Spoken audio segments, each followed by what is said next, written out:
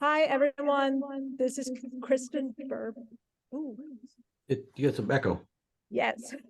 We're working on the technology. Please be patient.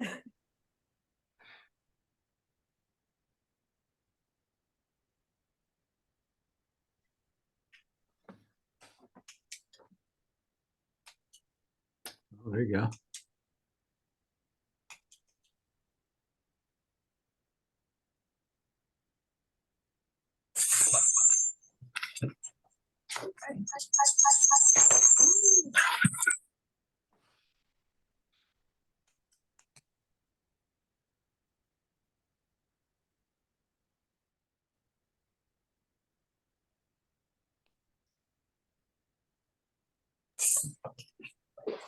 Thank you. Okay.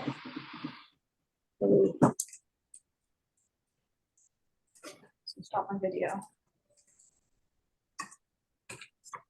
Should be good to go. Yeah. 3 more minutes. All right, but everyone can hear us here? Yep. Yes. All right, great. Thank you for your patience with getting that set up and the echoes. For everyone in the audience, we will be getting started in just a minute. We just wanted to get the technology taken care of so that we're ready to go at 9:30. And so about 3 minutes, we will be getting started. And put it on mute. Do it. Sharing.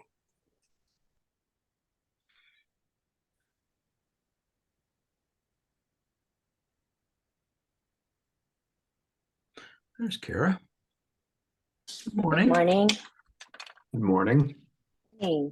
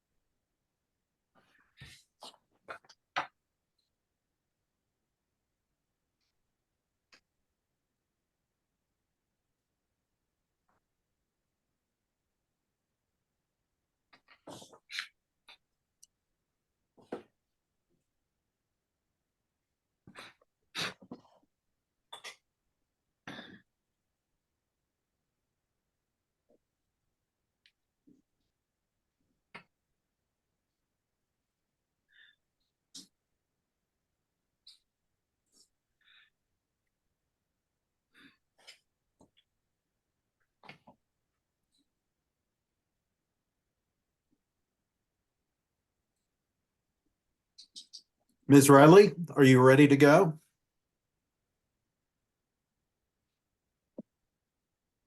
Yes, I am. It looks like it's just about 9:30. Very good. The December meeting of the California Law Revision Commission will come to order. Ms. Riley, will you call the roll? Sure, thank you. Commissioner B, Here. Commissioner Carrillo indicated he was going to be absent. Commissioner Carrion, Present. Commissioner Kubus, Present. Commissioner Hebner, Present. Commissioner Jenkins. Here. I don't believe our legislative members are attending, so I'm not going to call them. Commissioner King Here. and Commissioner Simpson. Here. Very good. Thank you all for joining.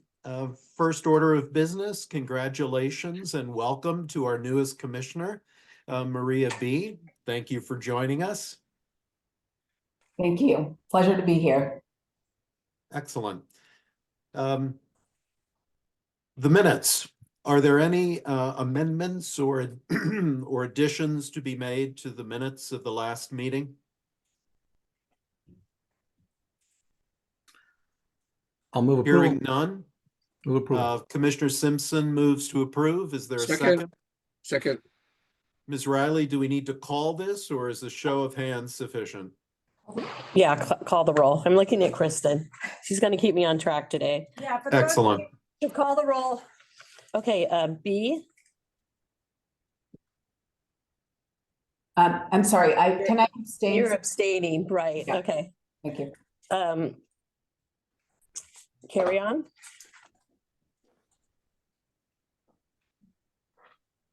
Commissioner Carry On. I'm I not think she's hearing muted her. right now. She might not be available to. Okay, Commissioner Kubus, Yes. Commissioner Hebner. Aye.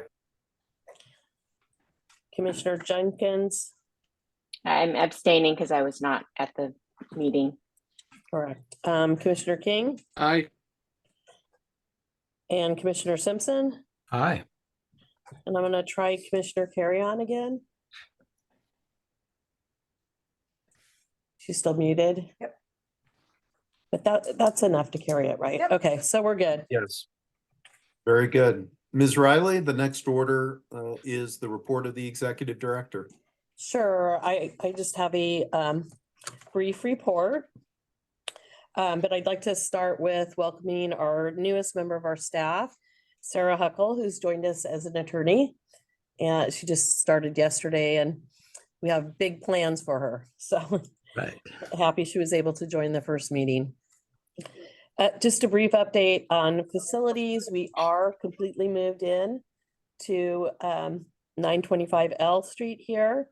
And thank you again to Commissioner Jenkins for helping us locate a space that we can use. We are still working on the IT services. We have been working with Legislative Council, but we don't have anything final to report. So hopefully by the next time we have a meeting, we will have something to report on that. Just briefly on the budget, I think Brian mentioned last year that things are looking pretty tight. There's a substantial deficit.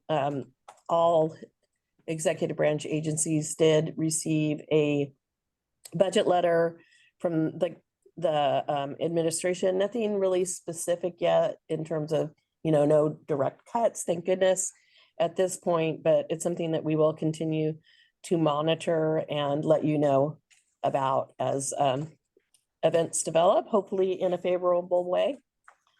Also today at today's meeting, we do anticipate that there may be some brief public comment today.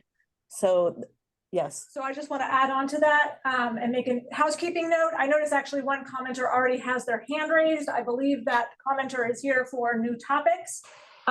Typically, the commission takes public comment as they take up each individual item, and that's what I expect we would be doing today. So I'm just going to make a note of that for the members of the audience. So at that time, when we take up that item and welcome public comment, we would be turning to folks who have their hand raised. So. Yeah, so that's all I have for now. Does anybody have any questions? Okay, Hearing no questions. Are there any other matters staff would like to raise at this point? I don't believe so.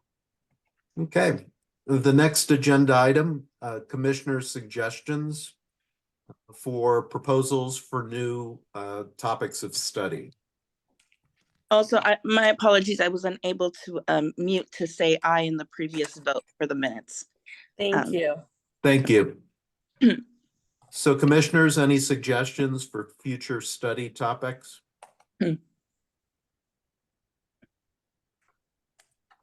Hearing none. Ms. Riley, should we open the floor for any comments from members of the public? I believe that we would open the floor for public comments after each item. Is that correct, Kristen? Yeah, if people So we'll do that when we get to the new topics and priorities item. Yes, and I believe that we have commenters for new topics and perhaps the antitrust study. Okay, well, we will wait for the new topics agenda item then. Ms. Riley, the meeting schedule. What would you Yes. like to discuss about this?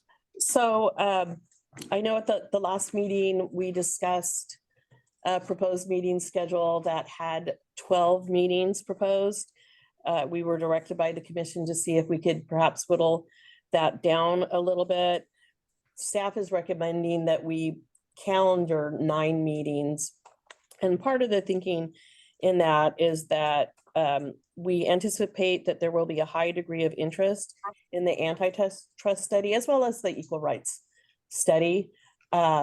We also anticipate, although not prepared to recommend it at this time, that it would be beneficial to have some in-person meetings with all the commissioners to the extent possible present.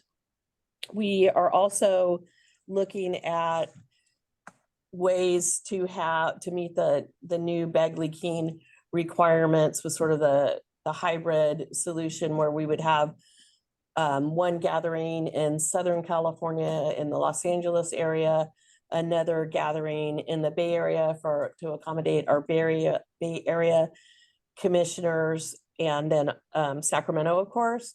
And if an individual commissioner is not able to make it to the group gathering, there is still the option of perhaps having the meeting in your office. The only thing is it has to be publicly noticed, and there needs to be a notice on the door, and it has to be available to the public. So I will turn it back to you, Commissioner Huebner, but I will note that we're open to feedback on ideas for the different locations in Southern California and the Bay Area. Are there any suggestions from commissioners or questions for the executive director? I have a comment. I know at our last meeting, we talked about how the finding of space for us individual commissioners is a little difficult. I would recommend that you utilize the power of the state and perhaps look at the state building in downtown LA or other areas in Southern California and book some community rooms or meeting rooms there. And that way it is a public building and anyone from the public can attend. That would be my direction to staff with regard to at least the Southern California meetings. Any other comments or questions? Commissioner Jenkins. I just wanted to note for Sharon that in terms of using the room that you're in now, the 1100 room, we are changing our hybrid schedule for our staff for next year. So if the meetings continue to be held on Thursdays, which it looks like it is, that room probably won't be accessible. But there is another option on the first floor. There's a small fee to rent it out. But it's actually probably a better venue if members of the public are going to attend. Okay. Much appreciated. I think another option that staff is possibly looking at is whether local universities would have space to host us. Often, I think for the most part, they're all high tech and would be able to accommodate our technology needs. So if anybody has any ideas on that, we would like to hear them. Yeah, I'm the General Counsel of California State University, Los Angeles. We do have some facilities in a building called University Auxiliary Services Golden Eagle, but there would be a small fee associated with that. But I can explore that with you if you need to explore that. It also comes to mind that the California Foundation may have space. That's in downtown Los Angeles, and they have a community room as well. I can share those resources offline later.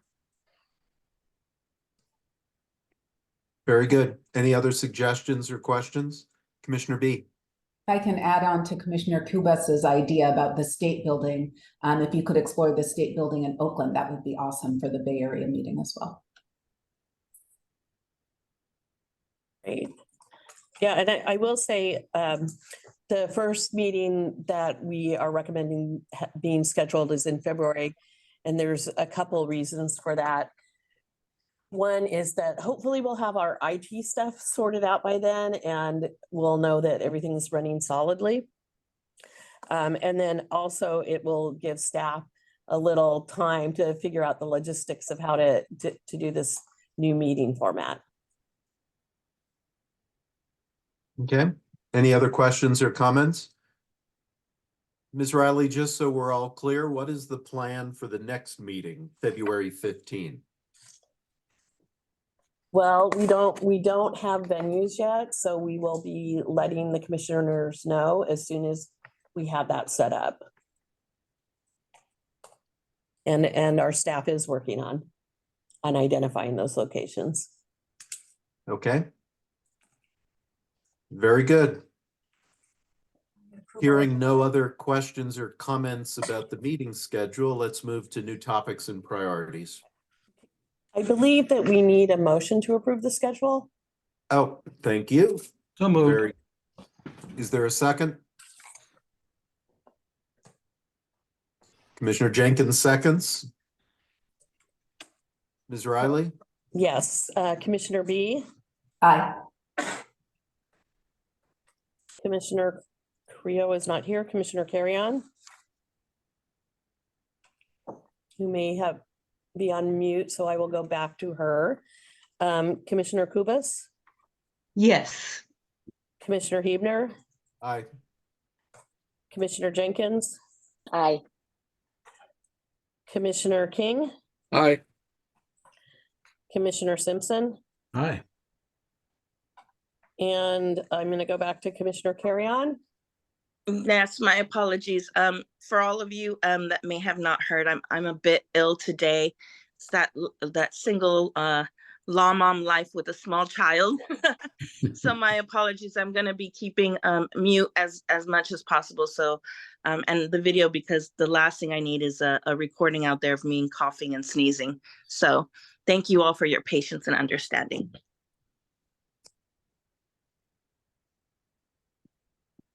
Okay. Carries. New topics and priorities. Yes, good morning, commissioners. So memorandum 2023-47 and its first and second supplements present the material for the commission's annual considerations of new topic suggestions and its work priorities for the coming year. As is the regular practice for this material, I will not be presenting on all the different items discussed in the memo in detail, but focusing primarily on what's in the final pages of the memo.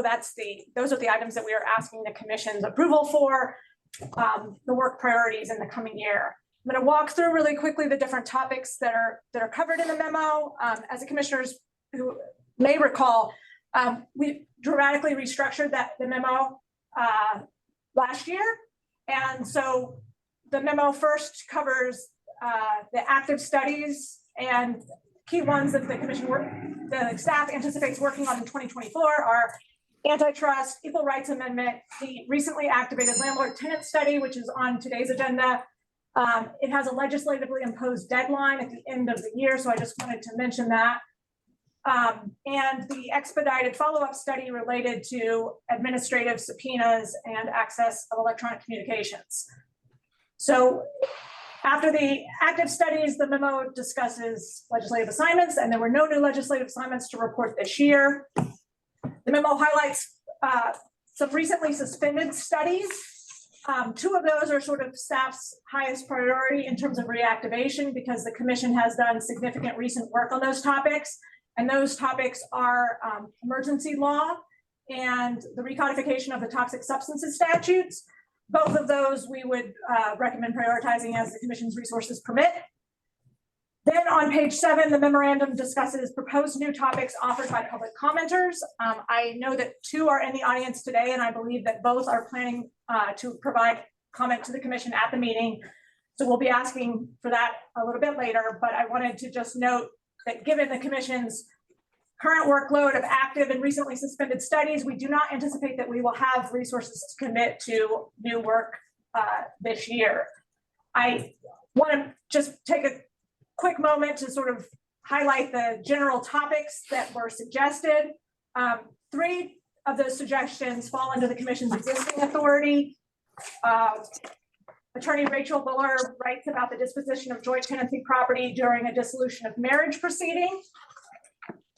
Rajesh Sinha writes with concerns about California's rules for calculating child support obligations. And we received a comment from Linda Brown, who raised concerns about the law related to common interest developments. That one is not discussed in the memo in detail because the commission staff practice has been to, we've gotten quite a few individual CID related suggestions, common interest development related suggestions. We've been gathering those and have a lengthy list. So if the commission turns back to the topic of CIDs, we would consider that holistically when we turn to that topic. The commission also received 2 suggestions that do not appear to fall under the commission's existing authority, but do relate to work that the commission has done in the past. Attorney J.D. Stewart requests that the commission conduct additional researches on whether judges are complying with the requirement to allow oral argument in situations where tentative rulings have issued. That the staff recommends referring to Judicial Council and the Commission on Judicial Performance, as it appears to be some research that the commission is not necessarily in the best position to do. Sarah Porter writes with concerns about the ability of victims to access old investigatory records under the California Public Records Act. The commission recently did a recodification of that act, but we were not permitted to make any substantive changes, and this would be a change that was suggested relating to making old investigatory records available. And that covers the public suggestions.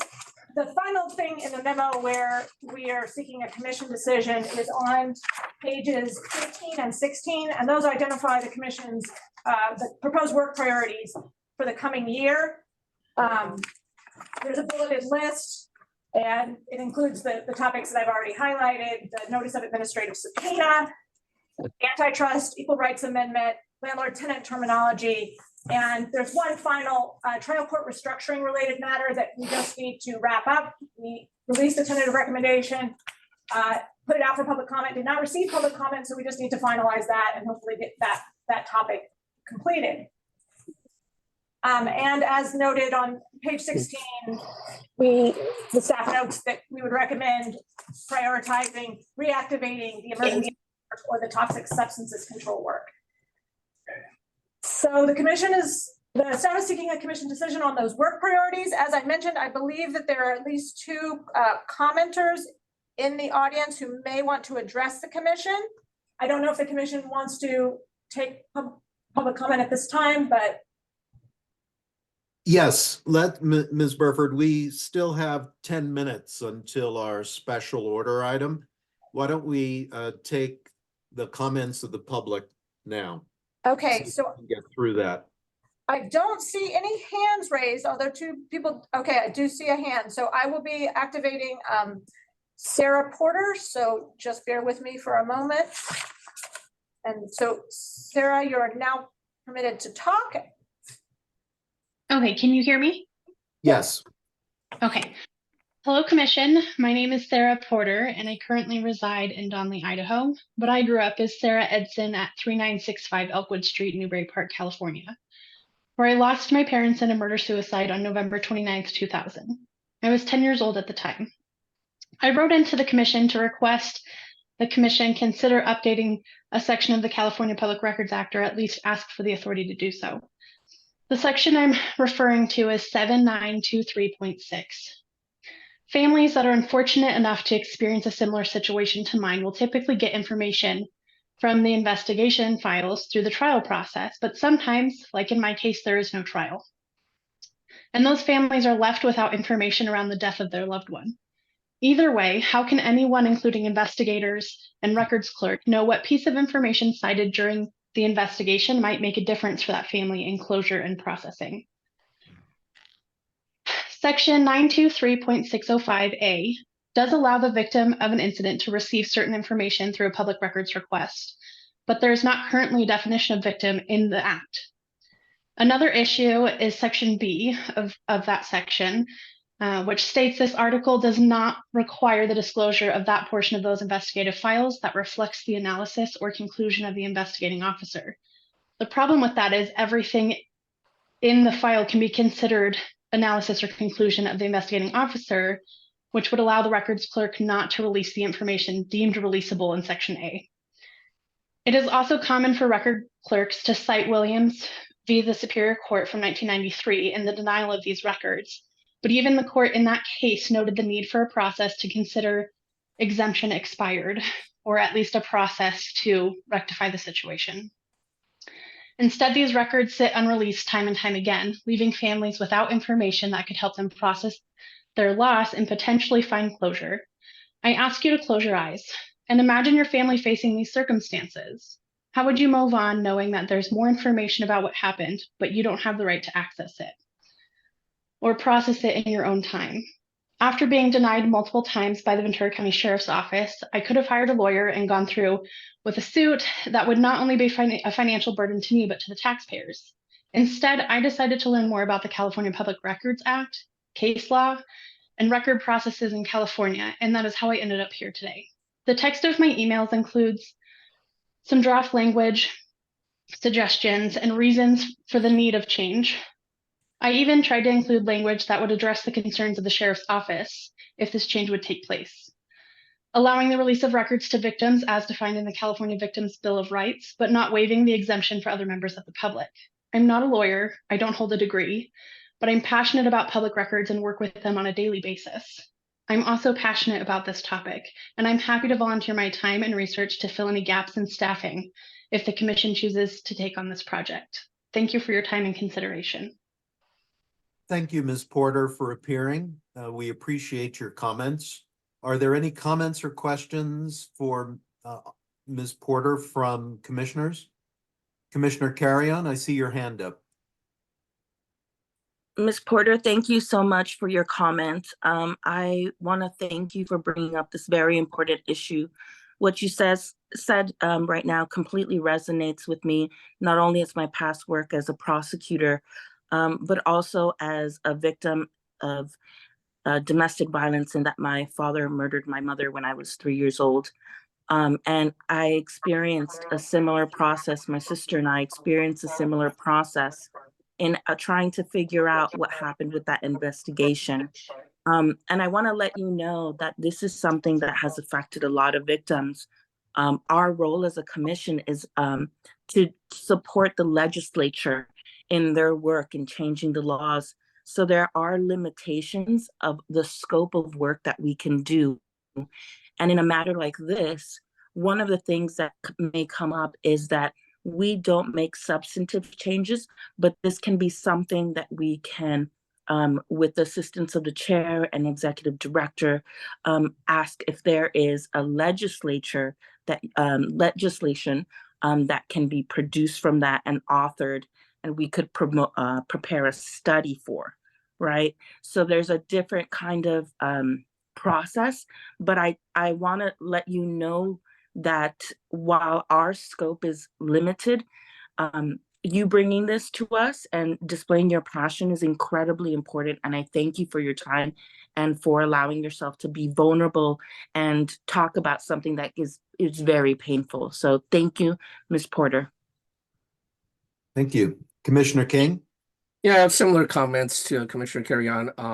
It's a very important topic, and we do thank you for bringing it to our attention. I want to suggest that perhaps the legislative route, the normal legislative route, might be more fruitful because we are, as Commissioner Carrion pointed out, mostly helping the legislature, mostly with technical changes to the laws, trying to change anachronisms or conflicting passages, or in the case of the Public Records Act, just simply renumbering the statutes was the bulk of what our work was. So there are 2 members of the legislature on the California Law Revision Commission. So hopefully you could reach out to them. You have a very compelling story. Assembly Member Kaura and Senate Member Roth, and of course your own Assembly Member and State Senator from your home district might be helpful as well. I'm not saying that our commission can't do anything. I'm just saying it's more likely that those legislative offices will be able to do things in a more timely manner, especially since we've closed our Public Records Act analysis. We made the recommendations already last year, and they've been adopted, and maybe even 2 years ago, and they've been adopted, and they're now in the statute books. So that's sort of a past subject matter for the commission. So I suggest that you reach out to Assemblymember Cowra, State Senator Roth, and your own Assembly member and State Senator, and most certainly tell them that you brought it to our attention and that several commissioners are concerned about your concerns. Thank you. Any other comments or questions from commissioners? Ms. Porter, again, thank you very much for bringing this issue to our attention. We appreciate your preparation and your testimony. Ms. Burford, would you be sure that Ms. Porter's suggestion is registered in the minutes of Absolutely. this meeting? Thank you. And Now, I know we have other public comments, but we're getting close to the special order item at 10 o'clock. Ms. Riley, what do you suggest? Kristen, do we have another? we have one more commenter with their hand raised at this time. So we only have 3 minutes, so I think we should probably go to the special order and then we can go back to public comment.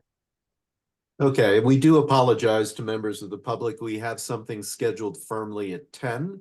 When that agenda item is over, we'll come immediately back to comments and questions from attendees.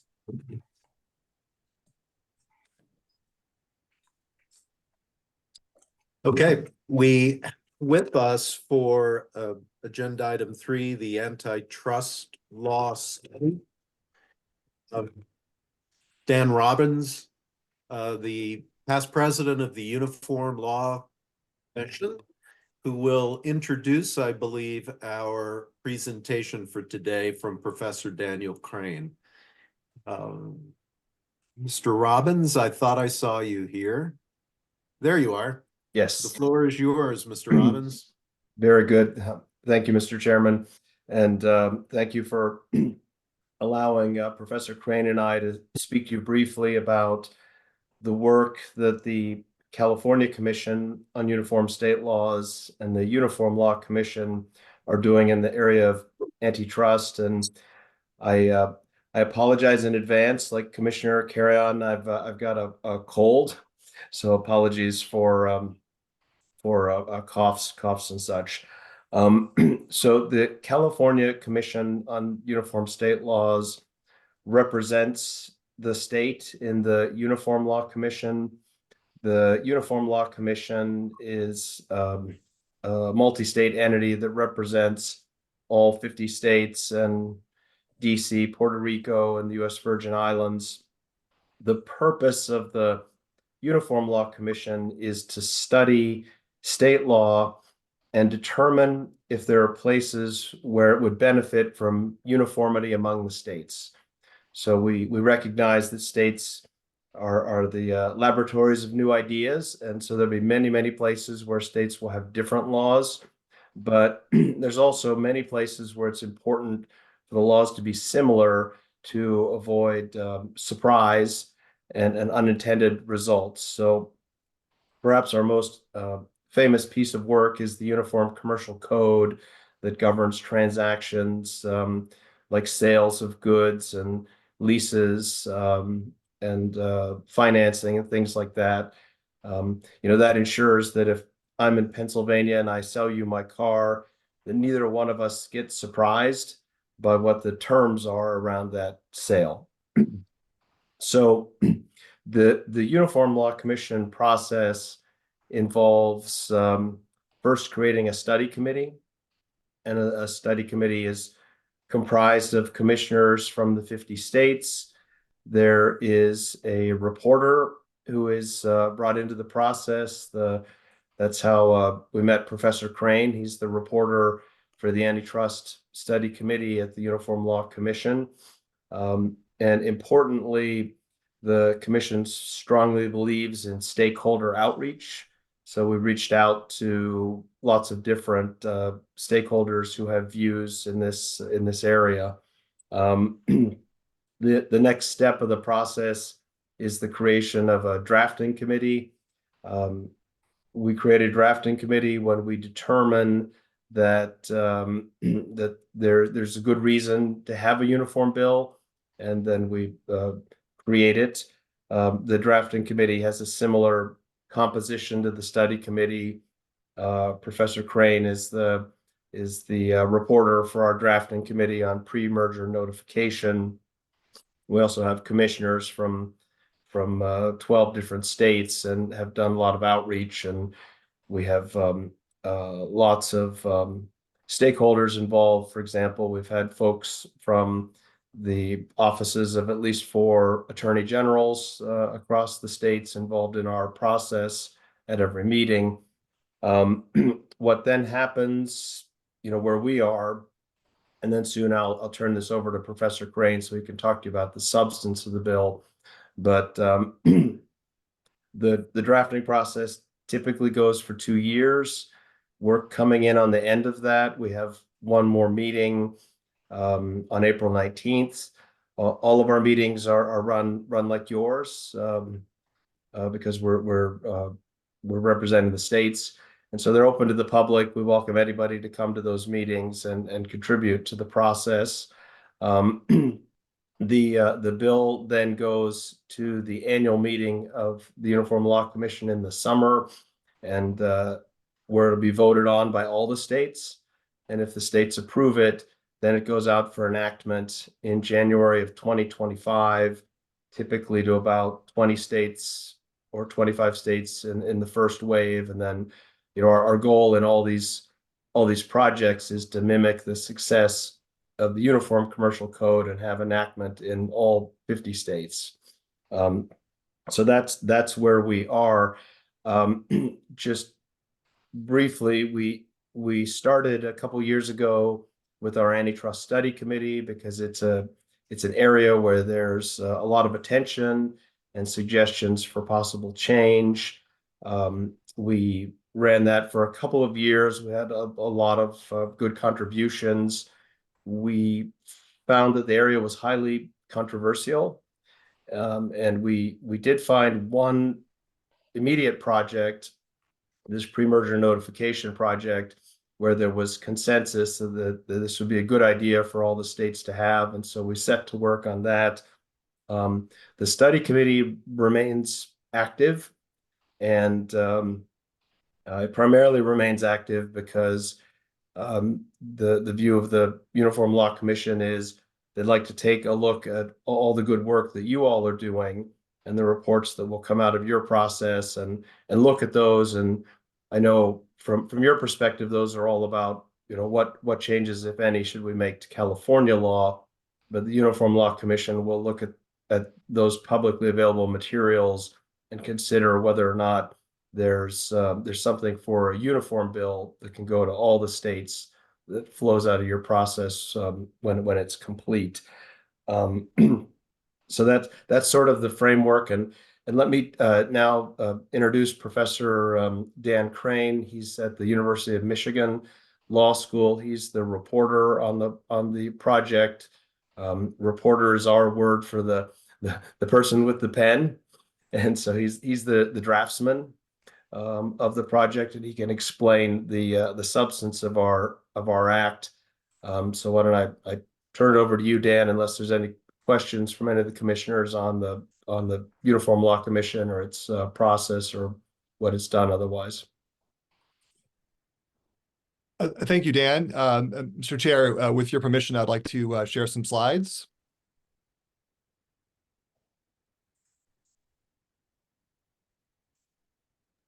Certainly, yes. Thank you. So it's a pleasure to be with you today. Thanks very much for the opportunity to share a little bit about the work of the commission on this pre-merger notification statute or model act that is still, as Dan said, in a process of drafting, but we're getting pretty close to the final product.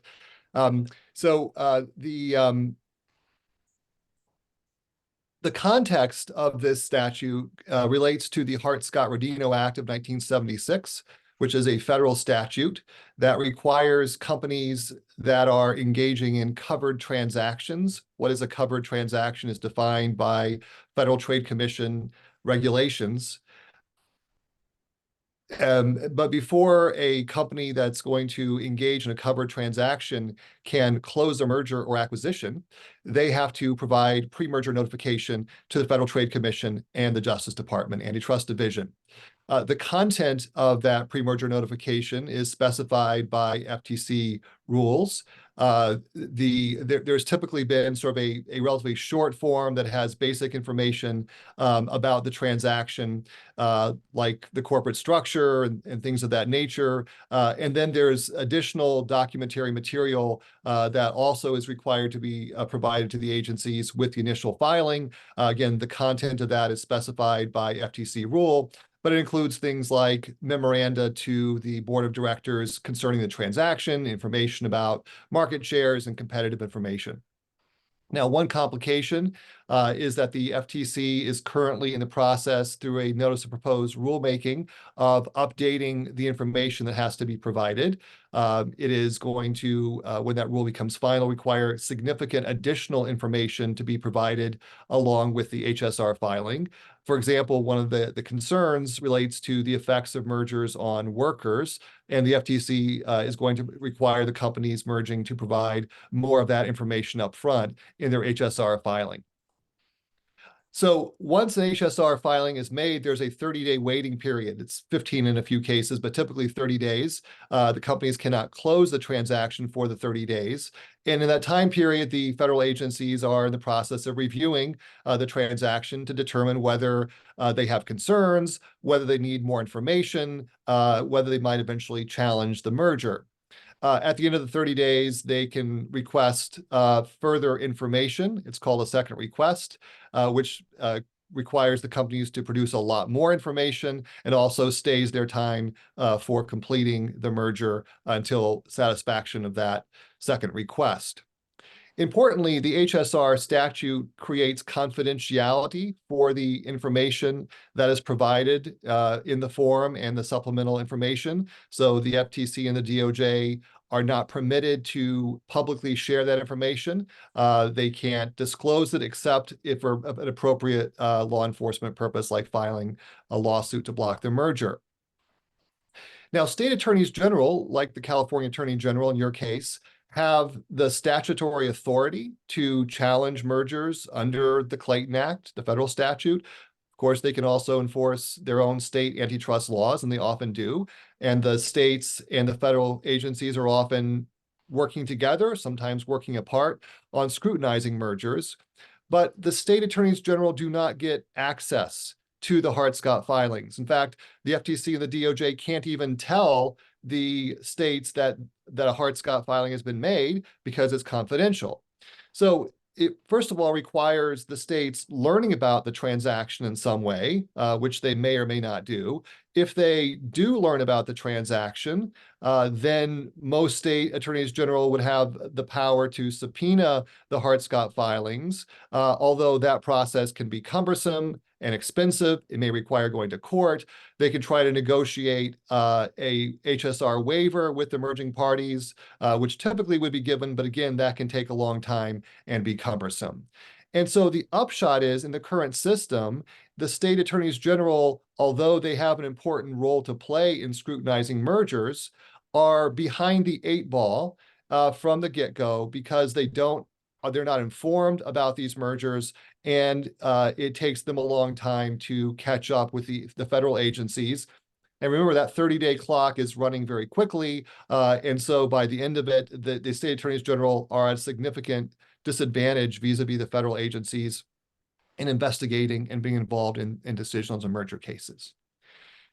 So the goal of our proposed Uniform Act is to improve this process by giving state attorneys general access to the HSR filings in the same time frame as the federal agencies and subject to the same confidentiality restrictions as govern the federal agencies.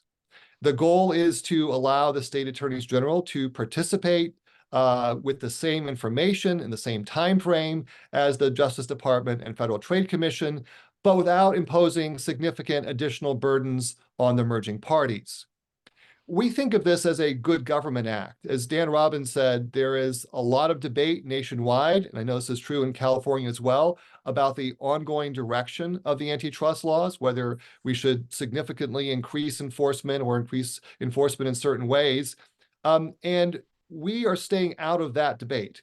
What we are trying to do with this act is simply provide a better mechanism for state attorneys general to get access to information that they really should have in order to be effective partners with the federal agencies and with each other's to do the job that state law requires them to do, which is to safeguard the interests of the citizens of their states with respect to mergers. In terms of process, as Dan Robbins mentioned, we've had a broad consultative process with lots of stakeholders. We've had input not only from the state attorney general representatives directly involved in our committee, but also many others. And we've had broad support from the state attorney general community for what we're trying to accomplish. We have had input from the Justice Department and the Federal Trade Commission. And I will note that although we don't have a final act to propose, and therefore no state attorney general has yet provided a final endorsement of our bill, in a September 27th, 2023 letter to the Federal Trade Commission, that's a matter of public record, and that was signed by the California Attorney General. And this concerned these changes I mentioned before to the filing requirements that the FTC is undertaking now. There was a favorable mention of our model act, recognizing its important role in helping the process of state attorney general involvement in merger decisions. So in terms of the mechanics of the act, I will say we've spent a lot of time. The goal has been very easy, but the mechanics of it, as is often the case when you put pen to paper, have been complicated. We've tried different arrangements, and I think we've come to a place where we have a fairly good consensus that what we have now will work. But the first question is, if a state adopts this statute, who is governed by it? Who has to make a notification to the state attorney general?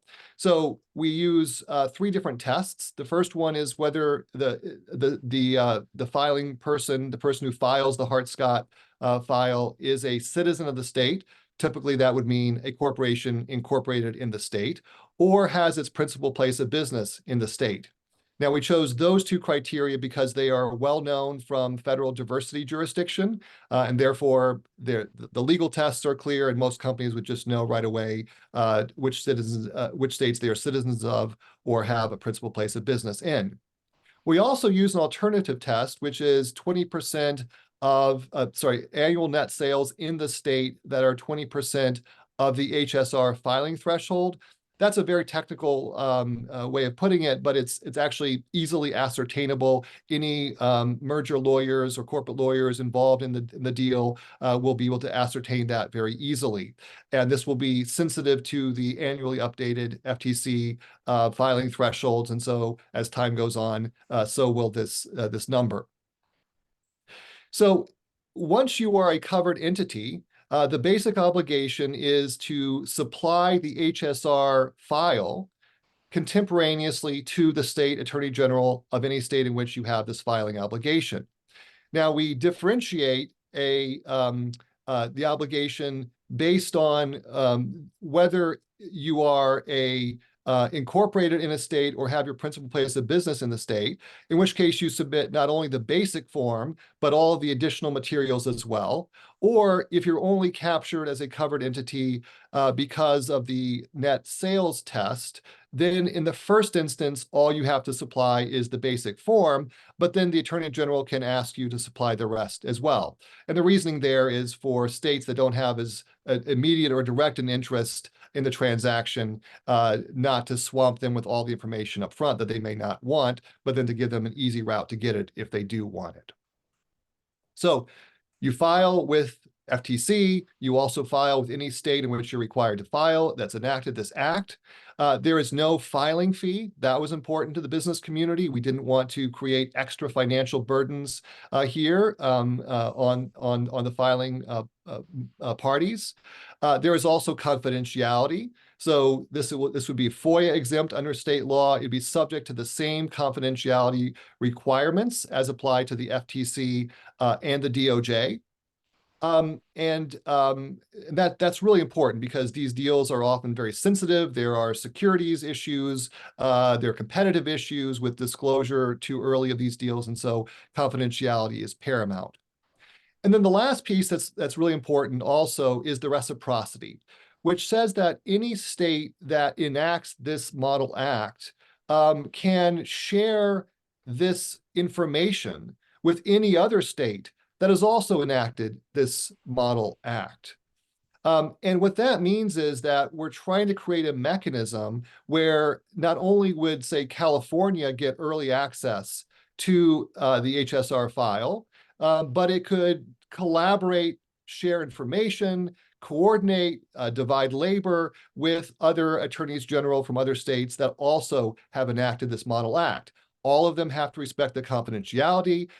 Notice has to be given to the merging parties of who has access, but subject to those minimal conditions now, the idea is that some kind of a central database could be set up that allows for sort of push of a button transmission of the data from the FTC into a central repository, accessible only from Attorney General staff that have this confidentiality obligation because they've enacted this model act. So again, the spirit of this is get the information out in real time, minimal burden, and in a confidential way, though, that allows the sovereign attorney generals of these states to do their job in coordination with each other as they already try to do. So the last point I'd like to make concerns potential objections to the act, and I'll put these into two buckets because these are sort of the two buckets that we've heard so far of potential objections. The first one is burden. We've heard this from the business community to some extent, and we've also heard this as to state attorney general's offices. So the two sides of the spectrum here, if you will. From the business perspective, we've tried to do this in a way that really does not impose any significant additional burden. Again, all the information we're talking about has already been collected in electronic form. It's already been supplied to the FTC and the DOJ. It's really push of a button stuff to also give it to a state attorney general electronically. In terms of the potential burden on the Attorney General's offices, we actually think that this could save costs, or at least it could make their job considerably easier. We've sort of had that discussion also with many of the AG offices. But again, the goal here is to minimize the current burdens that the AGs face of having to get subpoenas, having to negotiate waivers, having to sometimes fight in court over access to these files. And particularly what it should allow is division of labor and collaboration among different state AGs so that instead of California having to do everything all the time, if there's a transaction that Oregon or the FTC, let's say, has more interest in or expertise in, again, you can sort of divide labor and take information and analysis that's collected by someone else. The second bucket of objections we've heard is in the form of a letter that I'm sure you all have seen, December 14th, 2023 letter concerning this hearing. And it's, I think, spearheaded by the American Economic Liberties Project, and several other organizations have signed on as well. And is critical of our Model Act. And if I may, I just want to respond to those criticisms because I think that they just misunderstand what our act would actually do. So they go really to the claim is that somehow our act would preempt or overrule or override efforts by the federal government and by the state of California to strengthen antitrust law. And that's not at all what we're trying to do here. It's not at all what this Model Act would do. So the letter observes that the Federal Trade Commission is in the process of significantly expanding the information that would have to be collected and reported as part of the HSR filing. And if that happens, for example, to add information about labor effects, all of that information will be transmitted to the state attorney general. So our model act is not limiting that information in any way. It's making whatever information is collected by the Federal Trade Commission available to your attorney general so that he or she can make an informed decision in investigating the merger. So we're not at all in any way diminishing what is happening at the federal level in terms of collecting and transmitting information. We're bolstering that and making sure that whatever the feds get, California gets as well. The other point in the letter concerns sector-specific pre-merger notification statutes, and it points to 2 in California, but many other states have these as well, that require pre-merger notification on a broader basis than the Hart-Scott-Rodino Act requires.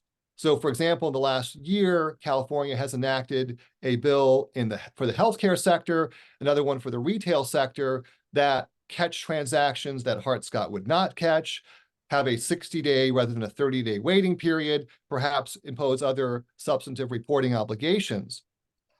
And just to be clear, our act does not alter or change those acts at all. It's supplemental to them. It doesn't undermine them. It doesn't replace them. It doesn't preempt them.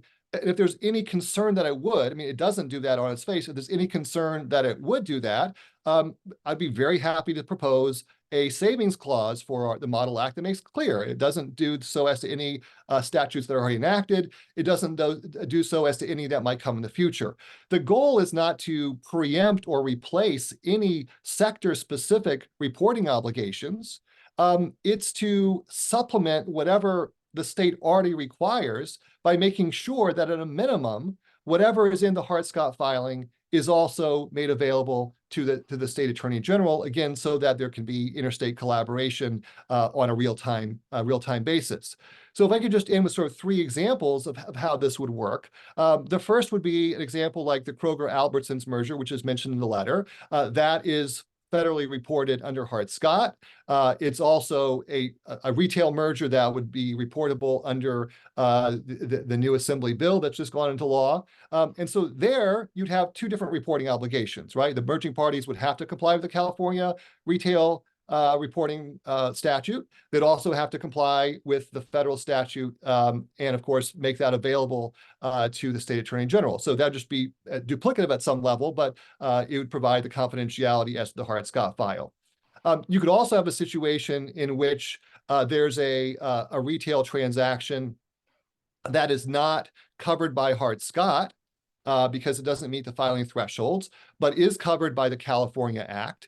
In that case, you just comply with the California Act. There would be no Hart-Scott to comply with, and this statute wouldn't come into place for that reason, but you'd still have the California specific retail pre-merger notification statute. Or in a third bucket of cases, there might be a transaction that's not covered by a California specific statute because it's not healthcare or it's not retail, but it nonetheless is of interest to California.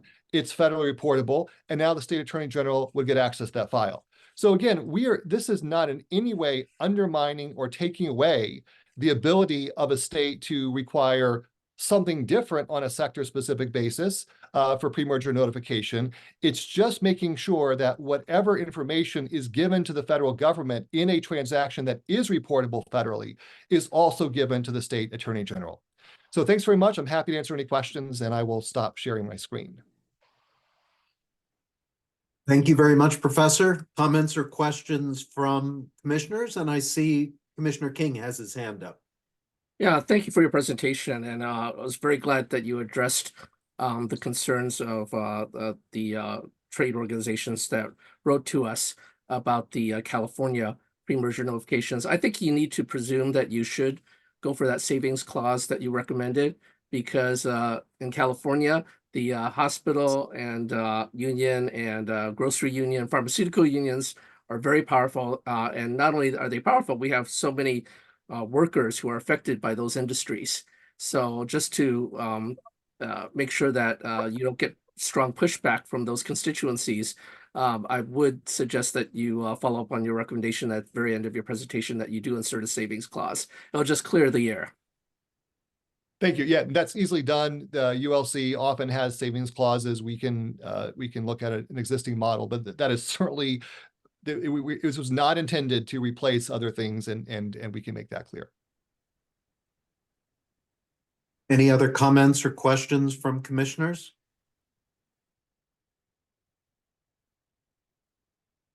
Any comments or questions from members of the staff while we have the professor and Mr. Robbins with us? This is Sharon. I don't have a question, but we had a little challenge with the ASL, so I'm going to let Kristen explain what's going on with that. Yeah, so I think we've gotten it all set now. We had to make some changes to the videos as we were going, so people may have noticed that their screens were changing as we sort of spotlighted or pinned different people who were speaking.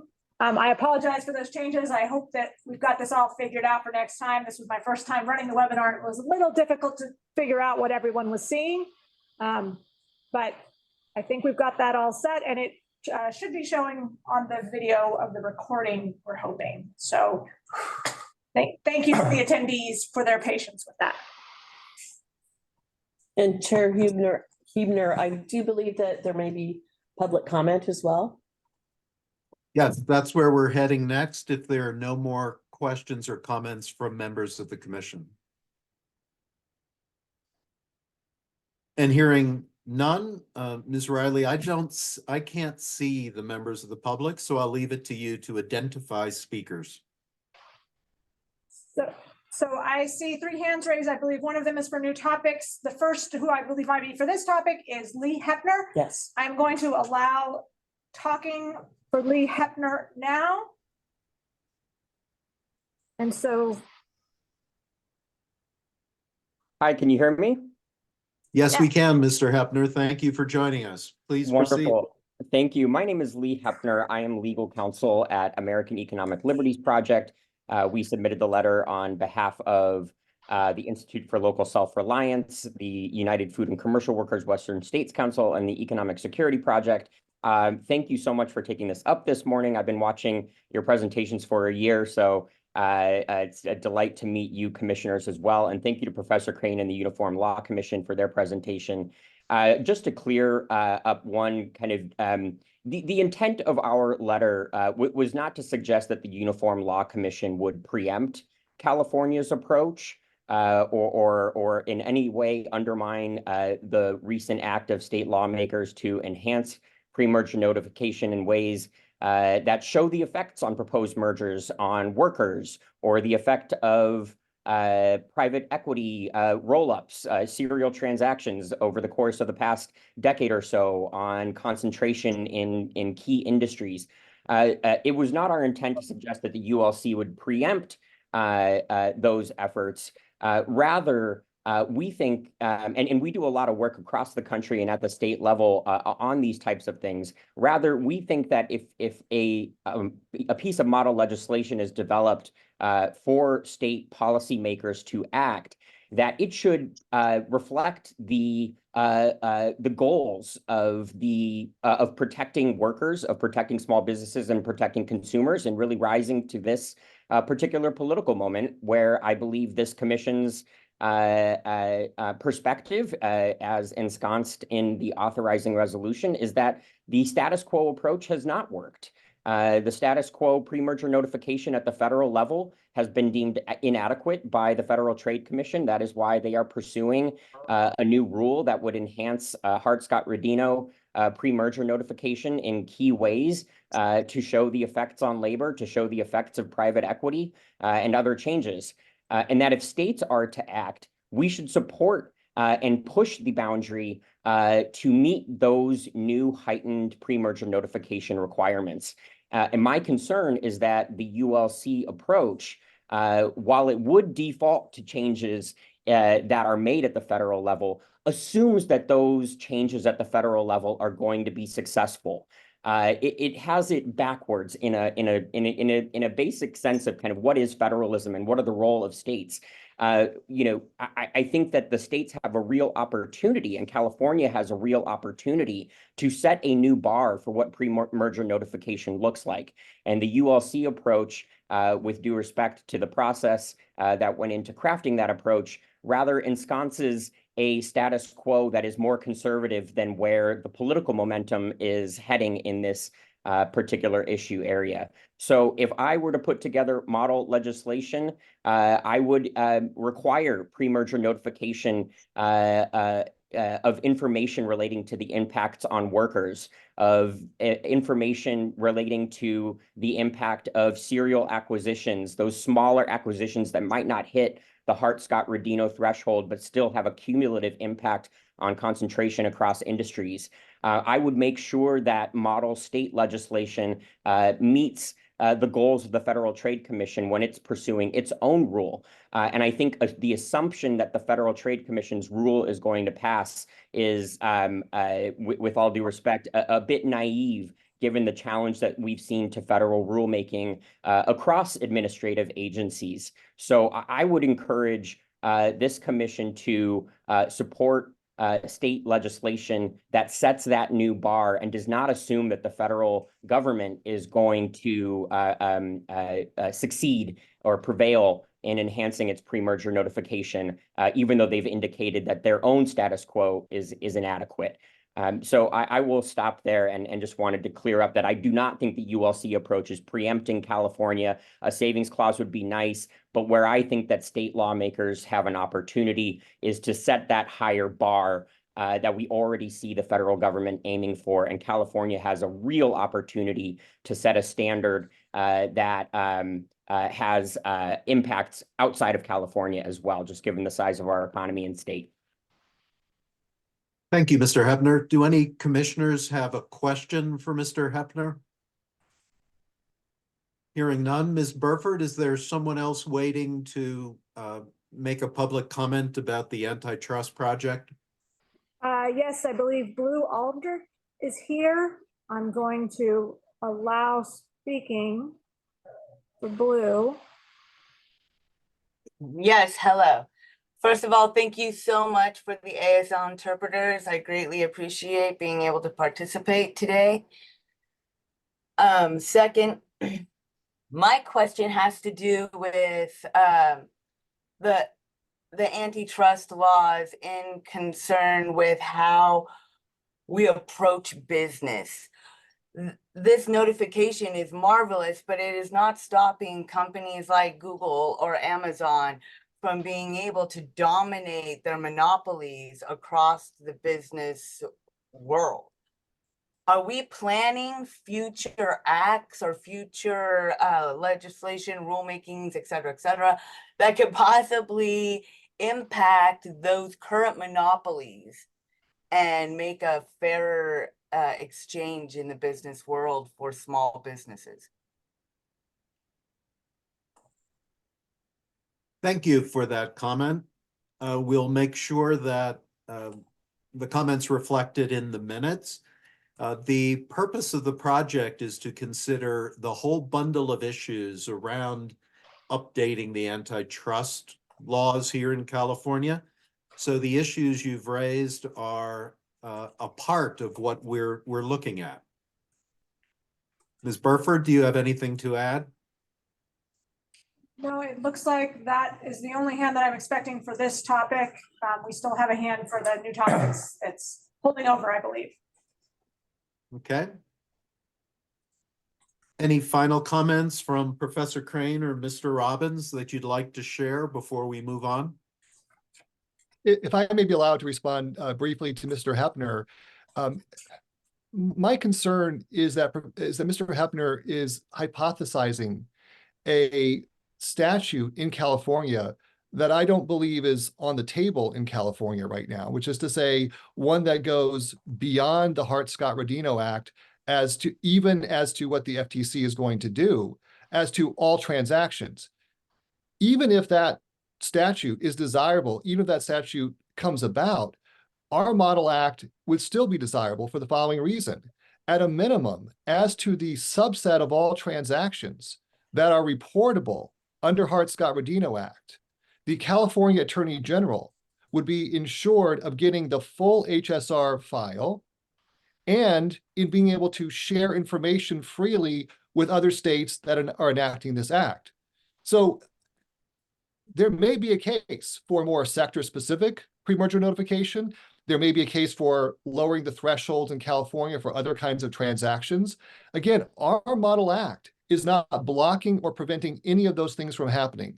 What it is saying is give your attorney general access to the information that the FTC requires so that in real time, so that your attorney general can be informed fully about the transaction and collaborate with the attorney generals of other states. So I would just say, even if you think there's a best solution that's better than this act, that should not prevent this act from being adopted. And then obviously the state of California can add whatever else it wants to on top of that. Thank you. Okay. Ms. Burford, could you give us a sense of where we go from here in the project? Specifically, what do you anticipate having for us or for us considering it at the February meeting? So Commissioner Heber, I will handle that one. Oh, please do. Oh, and again, Professor Crane and Mr. Robbins, thank you very much for joining us. If you need to leave, you are free to leave. I don't think we have any more questions for you today. Thank you. Ms. Riley, back to you. So I think as all the commissioners know, we have 7 working groups of experts looking at specific areas of antitrust law. They are in the process, I think, of circulating drafts of their work to each other for comment. We have set out a timetable. We're hoping that we will be able to get final reports by the end of January. I'm in contact with our various working group leads to make sure we are on track with getting the information at the end of January. I don't think that staff will be able to put anything very substantive together for the February meeting. And as you recall, the commission approved the contract with Cheryl Johnson, who's going to be helping us assemble that work. So I'm hoping at the February meeting, we will at least be able to provide more of a sense of where we're at and perhaps a way forward in addressing all these very complicated issues, which I anticipate will require a number of meetings. And we certainly want to encourage public comment, making sure that we're getting all perspectives. So I'm hoping that we will have that at a minimum at the February meeting. Thank you. Yes, I think it would be useful for us, given the complexity of the project and how much information we've been collecting, if in February we were able to discuss a notional work plan for the rest of the project and where you saw different pieces of it beginning to fall into place, leading up to whatever our target completion timing is on this one. That'll help us bring more form, and we'll be able to discuss potentially what more we need that we haven't gotten in the very useful informational sessions we've already had. Are there any suggestions or other suggestions or comments for staff on this one from commissioners? Hearing none, thank you for all the excellent work on this. I know it's complex and there are dozens of moving parts. Before we take the mid-session comfort break, why don't we go back to comments from the public on new topics and priorities, since I believe we left 1 or 2 people hanging when we pivoted over to the special order item. Yes, that is the case. And I just wanted to note, since we are done with the antitrust item, I think the ASL translation, we appreciate you being here and translating, but you're welcome to leave now. So thank you for your assistance today. Thank you. All right, and just give me one moment to sort of reset our video. Had to change it around a bit. There we go. So we have one other public attendee who wants to provide comments on the new topics memo, and that is Rajesh Sinha. I will be allowing Rajesh to speak now. So you've been permitted to talk, unmuted, okay? Hi, this is Rajesh Sinha from Fremont, California. Are you able to hear me? Yes, Mr. Sinha, thank you for joining us. We can hear you. Oh, thank you very much. I'm pretty new to CLRC. This is the first time, I'm taking onto a topic, with you. So my apologies if I've made any mistakes, in your process of selection of a topic, in advance. The child support calculator, I just wanted to highlight some of the history of it. In 1992-93, the then governor of California, picked up the current formula of Family Code Section 4055, on the basis of a lot of pressure from the federal government, to come up with something, child support. And based on that, in a hasty manner, this formula was picked up out of the 16 formulas which were suggested. In anticipation that in future, when it goes for the quadrennial review, it will be modified or changed, based on, all the data which comes up from the market. That day never happened, came. 1998, the review was not exactly a review. Then came, 2005, 10, 17, and then finally 2022, when the final rule of the federal government, of 2016 was again asking all the states in order to comply with it. And the California DCSS and JCC requested for an extension, and they got it up till 2024 September, which was like almost 8 or 9 years. The issue was 2016 when the final rule came up. Again, there was nothing done on that formula. And when 2022 came up, they had a focused review by Center for Policy Research Company of Colorado, which was already doing, this kind of review for the last 3 quadrennial, reviews, basically 2010, 2017, and then finally 2022, the bid was asked. They provided the offer, and it was accepted immediately. And JCC started working, with Center for Policy Research. The issue is in that particular report, if you pick it up and see it, on May 16, 2022, it was brought up by JCC into the public domain. It says in page 23 that the reason why they are not looking at any other ways to calculate is because there will be a lot of work for DCSs to do. And that's the reason why they circle back into the K factor, and they started working on that one. I had a conference communication with Ms. Jane, who actually wrote the report for JCC, and Anna Maves of JCC was copied to it in every communication.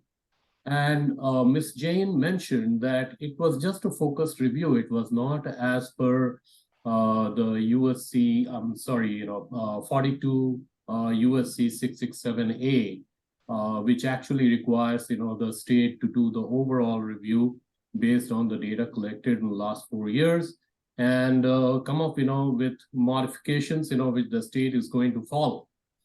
Now, that restricts, clearly shows the restrictions, why the formula of 1992 was still valid and people were working on the K factor only. Now, if we go back to the formula again, there is no assumptions, presumptions, derivations, or anything, provided regarding the 1992 formula anywhere. JCC doesn't have any answer. Center for Policy Research doesn't have any answer. So the question is, they modified K factor how? Was there any algebraic, derivations or anything? Nothing was provided. Miss Jane was not able to provide those things, in the email. And when it comes to self-support reserve, which OCSC sent me an email saying that it is the priority to take care of the self-support reserve of the non-custodial parent before asking for paying for child support. Like for the state of Arizona, they have a specific self-support reserve dollar amount. And on that dollar amount, if somebody has only that much, then there is zero child support amount for that.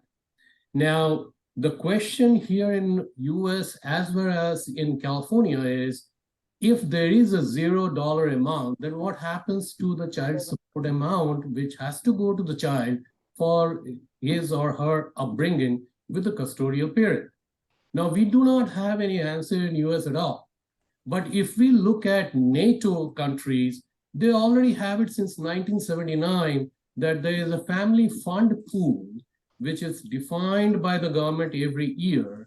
And if there is a child support payment not happening because of some kind of issues with the non-custodial parent, maybe losing a job or something, getting into some kind of medical issues and not able to go for a job, then the custodial parent straight away puts up an application to the child support department, and that amount is straight away given to the custodial parent every month till the non-custodial parent comes back, with his job or able to pay or ability to pay the same amount as he was doing it before. So there is no pressure on the public unnecessarily, and enforcements are not applied. They focus on the child rather than enforcements. And if we go into the 1055, SB 1055 of 2022 of Senator Kamlager, now which is a law, it has defined the whole gamut of things, related to the enforcement, how incorrectly enforcements have been applied, and people have got, more miseries from enforcements rather than their normal life.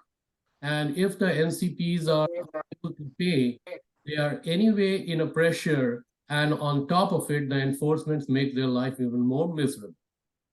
So that bill has already been approved by the governor, and there is a relation to the driver's license, regular driver's license, which it cannot be revoked or suspended for an NCP if his or her income is 70% of the median income of that county, or lower than that.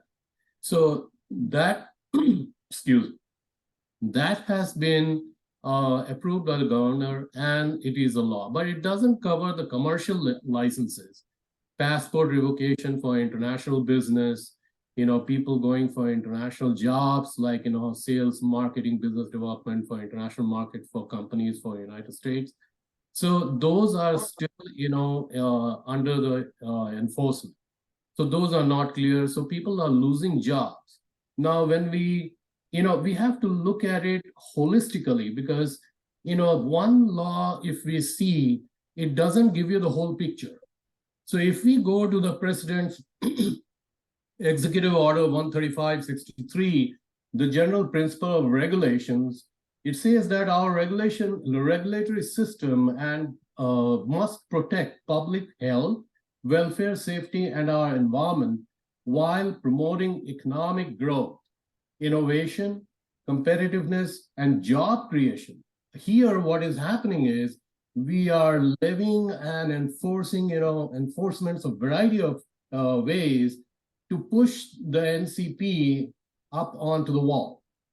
And he might, if he doesn't have the commercial license, he cannot do a business.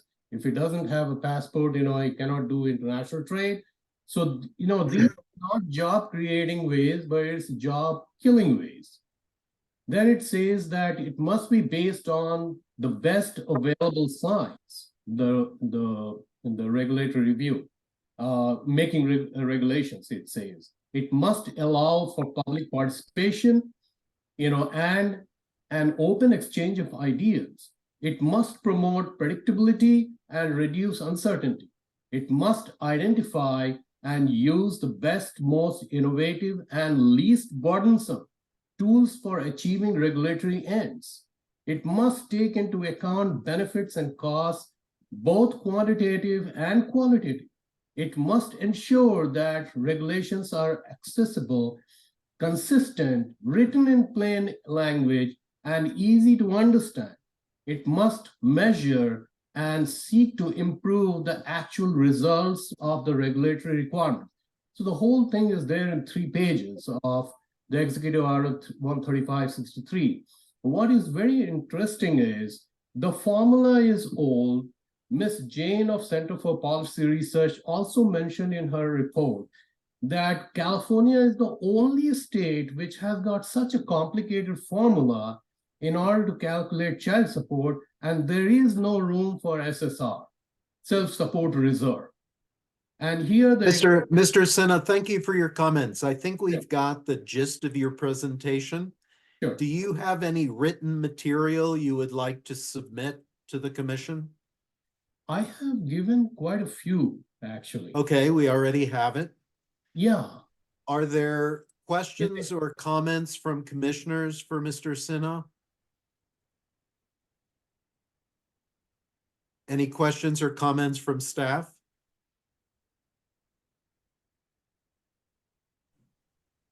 Hearing none. Mr. Sinha, thank you for joining us today. Do you have any final comment to make before we move on? Well, just in one sentence, our child support policy for a state who leads the world should be a much better one rather than, clinging on to the 30-year-old formula. And that's the reason why I came up to CLRC. I have a lot of high hopes with them. Thank you very much. We'll make sure that your comments are reflected in the minutes. Thank you, sir. Thank you very much for giving me a chance to explain it. Thank you. Now, Ms. Burford, we're through the new topics and priorities. I recognize, based on comments of staff, that we already have a very heavy workload, and you are not recommending that we add any new project for 2024. Is that correct? That is correct. We do hope to reactivate some of the topics that the commission had to recently suspend due to that heavy workload. But all of those things are flagged on pages 15 and 16 of the memo in bullet points, the things that we anticipate working on 2024. We don't anticipate being able to work on anything new and do not suggest the commission seek any new authority for that reason. We are asking for a commission decision today on approval of the work priorities outlined on pages 15 and 16 of the memo. If there are any questions for staff, I'd be happy to take them, but otherwise we would just request a commission approval for those work priorities. Okay, for members of the public who have spoken, we appreciate your input. Given the workload, we're unfortunately able to add new projects, but we will take your comments under submission as we move forward. Is there a motion as requested by staff? Mr. Simpson moves. Is there a second? Just a quick comment. Oh, sorry, go ahead. Yeah, no, and I'll make the motion as well. Just for staff on the issue of hearings and tentative rulings, which we don't have authority. At the end, you say that unless we direct otherwise, staff should bring this to the attention of the Judicial Council and to the CJP. Just two quick comments that since I've been serving on the CJP for 10 years, it's really not something that's in the CJP's jurisdiction. We investigate allegations against specific judges and don't do the sort of systemic research that this is talking about. Although if you want to, let us know, that's certainly fine. But I would add to the list, the California Judges Association. They do they have both training for judges as well as giving advice to judges and things like that. And they may be in a better position, in a good position to take a look at that issue. So I would add to your, bring it to the attention list. Thank you. Yes, and I made a note of that. I will be sure to do that. We weren't sure exactly who to pass that along Yep. to, but which agencies might be interested, but I appreciate that feedback and we'll add them to the list. Okay. Any So, other suggestions? Any other suggestions or comments? Then we're to the motion. Yes. Move So staff moved. recommendation. Is there a second? Commissioner Jenkins? And I will call the roll. Commissioner B? Commissioner Carrion? Aye. Commissioner Kubas? Aye. Commissioner Hebner? Aye. Commissioner Jenkins? Aye. Commissioner King? I see a hand. And Commissioner Simpson? Aye. Great. So that passes. I appreciate the commission's attention to that. And I thank again the public commenters who came to join us today. Their written comments, both of the commenters provided written comments and they are in the record. We will be sure to make a note of their comments at the meeting today in the minutes. Very good. Ms. Riley, how long is the annual report segment? Steve, what do you think? How long will it take? I wouldn't expect it to be more than 5 minutes unless commissioners have questions or additions and I can't really predict that, but. Okay, commissioners, are we ready for a break? Why don't we break until 1:15? Is that sufficient for everyone? We'll reconvene at 11:15 and start with the annual report segment. Thank you. Thank you. I will put up a screen that notes that for participants.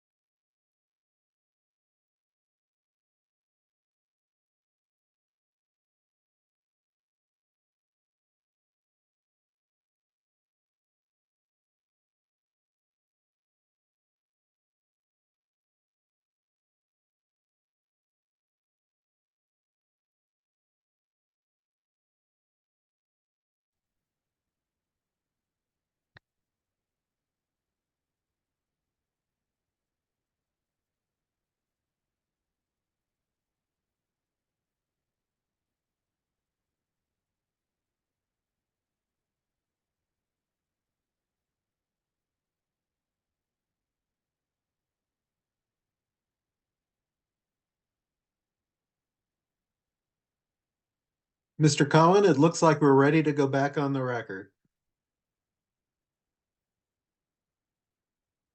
Okay. You're unmuted. Can everyone hear the room? Yes, Yes. Great. over to you, Mr. Cohen. Thank you. Good morning, everyone. Memorandum 23-48 presents the 2023 annual report to the legislature for the commission's approval. There are two attached documents. As indicated in the presenting memo, most of the content of the annual report is routine and repeats year after year. So I'm not going to go through the report, certainly. I'm just going to ask a few questions, ask if anyone has any additional questions, and then ask for approvals. First, as indicated in the memo, there is some contingent text, which is indicated in the draft report. It's highlighted in gray, and we need to resolve this just to be sure. I think that we're fine, but on pages 3, 10, and 11, we have the 2024 legislative program, which is what the staff had indicated would be likely, as well as commission activities planned for 2024. And I'd ask you to take a look at that. Right now, the text is highlighted in gray, and see if there's any changes that anybody wants to make. It seems like, based on the discussion and new topics, this is consistent, but let's just make sure. Anybody seeing anything? All right. No, it looks like what you've listed on pages 3 and 10 comport with what we've decided. Right, and we have page 11 has a further summary and a little bit more detail, but of the various activities. But all right, I will assume that that's all fine. On page 26, we had highlighted the two speakers from today just because I didn't know at the time of the report whether they were going to be presented, although I suppose they were invited in any event. So I will remove the highlighting on page 26. And then finally on page 27, there is a section in the annual report where we report on activities that commissioners or staff have engaged in over the past year that relate to commission activities. We didn't have any last year, so I just picked some old examples in case anybody wanted to know what types of activities were the types of activities to report. Does anybody have anything that you can also let me know separately if that's easier. But if there's some question about that, then certainly raise it. We don't have to have something to report. Some years we don't have anything to report. So I'm going to take out all that shading. That was only in there just for illustration. Okay, I'm seeing nothing. I'm seeing nothing now. Okay, next, any questions about the first? So as the memo indicated, there are several appendices that are typically attached to the annual report each year. You've not received all of them, only a couple drafts because the others are more routine. The first appendix reports on 4 commission comments. There's some explanation there. Does anybody in the memo, does anybody have any questions? I'm going to ask for an approval of the body soon, and then the 2 appendices. Okay, I'm not seeing any questions. The second document attached is the bio appendix.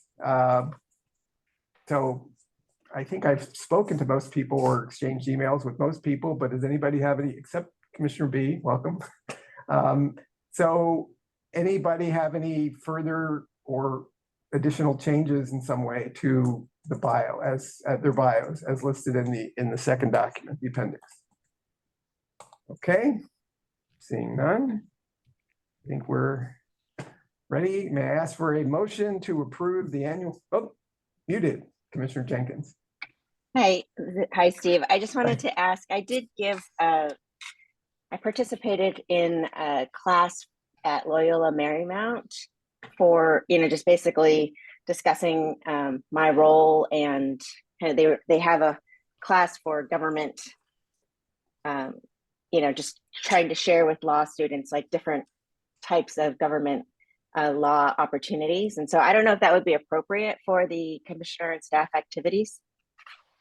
When you say your role, you mean as ledge counsel, I'm guessing, rather than your role as a commissioner. Yes, that's correct. Right. I don't know, commissioners, any thoughts? I was just thinking like that seems consistent with the panel discussion on legislative process Yes. that you have, but I don't care either way. I just thought I did participate in that. Yeah, it seems to make sense. It's fine. I think it's fine. If you can send me just a draft of something that, gives me something similar to the way the other entries are phrased, that would be great. And then we'll include that. Okay, so thank you. So may I ask for a motion approving the annual report and the appendices as described in the memo and incorporating what Commissioner Jenkins has just said in summary? That was the only change that anybody wanted. So Do we have a motion? Move approval. This is Commissioner Jenkins, a second. Commissioner Simpson. Thank Okay, you. thank you. Calling the roll in alphabetical order, Commissioner B. Aye. Commissioner Carrion, are you great? Yes, I. Thank you. Commissioner Kubas, Aye. Commissioner Ebner, Aye. Commissioner Jenkins, Aye. Commissioner King, Aye. Commissioner Simpson. Aye. Excellent. Thank you very much. And that is the annual report presentation. Thank you. Next agenda item, number 4, the state and local agency access to consumer information. Yes, Commissioner, that is my item, and it's purely an informational item. I think it was on the last meeting agenda. It relates to the administrative subpoena study. As I'm sure you're all aware, Assemblymember Kalra has been carrying legislation that was stalled in Senate appropriations this past summer. And we have had an opportunity to meet with Assemblymember Kalra's staff and the interested stakeholder a couple times over the fall, and most recently just this week. We are hoping to have something more solid to present to the commission at the next meeting. Were there any questions? Hearing none, that will be fine, Ms. Riley. Thank you. Okay, agenda item number 5, landlord-tenant terminology. That's mine also. So memorandum 2351 is the introductory memo for this study, the first one that's been presented. And there are 2 supplements attached to the main memo. Okay. The legislative assignment that forms the basis for the study, which is somewhat involved, is set forth on pages 1 and 2. A number of bullet points in the enactment by the legislature. As the staff reads the assignment, the commission is directed, after first studying how the terms landlord, tenant, and related terms are currently used throughout California codes, case law, regulations, and contracts, and to some extent how such terminology is used in other states. The commission is to decide whether the adoption of a new statutory scheme by the legislature that would conform this terminology and address a number of other issues would be prudent and practical. And if the commission makes that determination, then it's to recommend significant revision to accomplish that new statutory scheme being adopted. If the commission decides it's not prudent and practicable, then we're to submit a study discussing all the issues and perhaps making some suggestions, but explaining why it would not be prudent and practical to do this significant revision.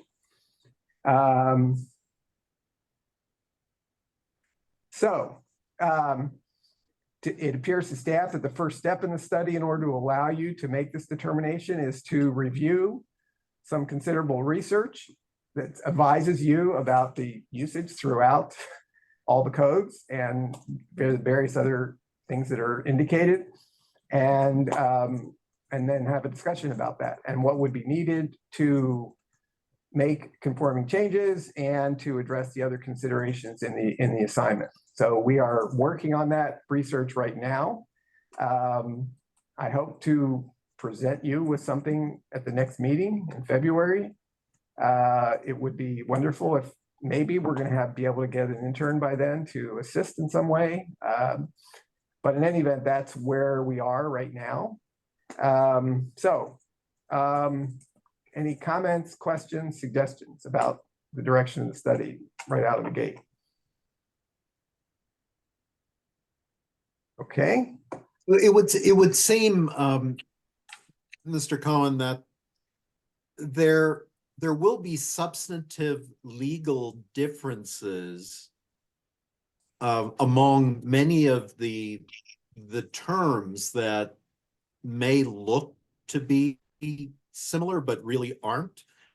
Do you have a preliminary sense as to how extensive this project is in terms of sorting out those various terms?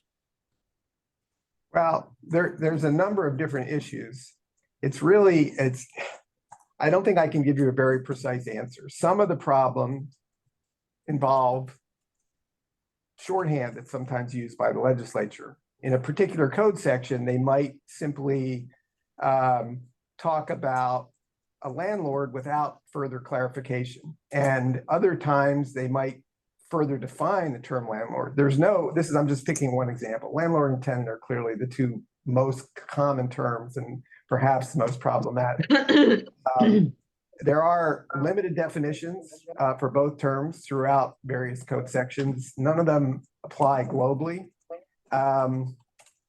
There are times when there's likely an intention that they be specifically defined and not be globally defined. I wish I could give you more of an answer. We have a deadline of the end of the year, and so that is certainly going to be kept at the forefront. But that was the origin of my question. I'm sensitive that we have a legislative deadline on this of December 31st next year. Yes.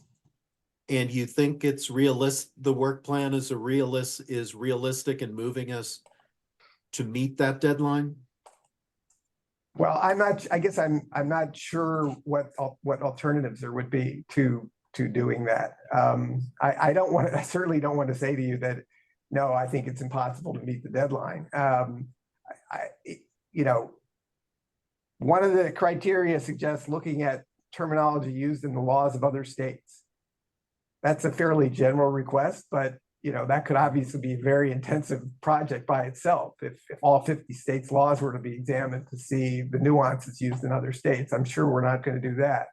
I am optimistic that we're going to be okay. Although I guess a lot will depend on whether the commission has in mind to do this revision that would allow the legislature to adopt this new statutory scheme.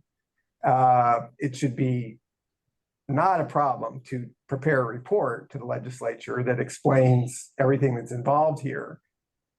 Typically, when we do wholesale revision like that, that by itself can take a year or more, depending on, we don't have a specific body of law here, but we have many, many different code sections across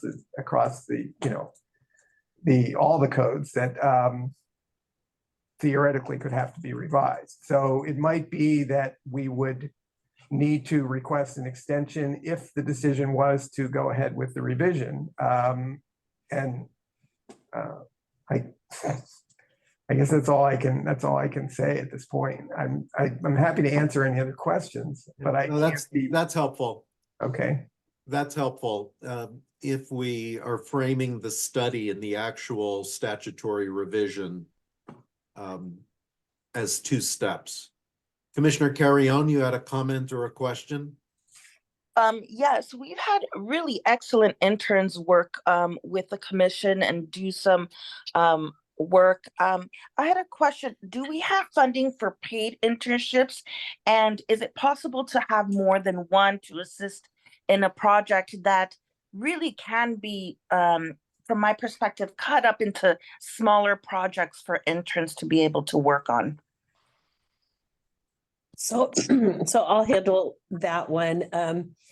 That would take a look at our budget and understanding what the state government rules are that apply to interns, but it's certainly something that we can look into. My understanding, I'm still pretty new, is that we have had success in recruiting externs from UC Davis. We have brainstormed a little bit about hopefully maybe getting folks from other law schools. So if you have any suggestions about that, we'd love to hear them. Of course, I think the first thing, I mean, my alma mater is UC Law in San Francisco, formerly known as Hastings. And one of the things that I did was I took a class on local and state government law. And this could be something that we could work with a professor to really kind of maximize. I know that it would take some administrative time to be able to organize it. It's not like someone would obviously need to put in the effort for that and structure it. But I do see that there's really great opportunities in getting, these new legal minds involved in our work and learning more also about the things that we do as a commission. I actually have reached out to UC San Francisco School of Law about an extern program that they have, but I have not received confirmation that we'll be able to get someone for the spring term. Well, if there's any way I can help with that, I'm happy to talk to you about that offline. Okay, great. All right, thank you. Any other comments or questions about the memos? So seeing none, so does the commission, I'm taking it that the commission is okay with the proposed study plan, at least at this point. All right. Yes. There were two supplements attached to the memo. The first one concerns stakeholder outreach, and actually we had stakeholder outreach as part of the memo, but then there was a supplement that also added some organizations. Anybody have any additions or subtractions that they want to suggest relating to stakeholder outreach? We typically notify everyone on these lists about the study and certainly seek any input that they have. Any thoughts there?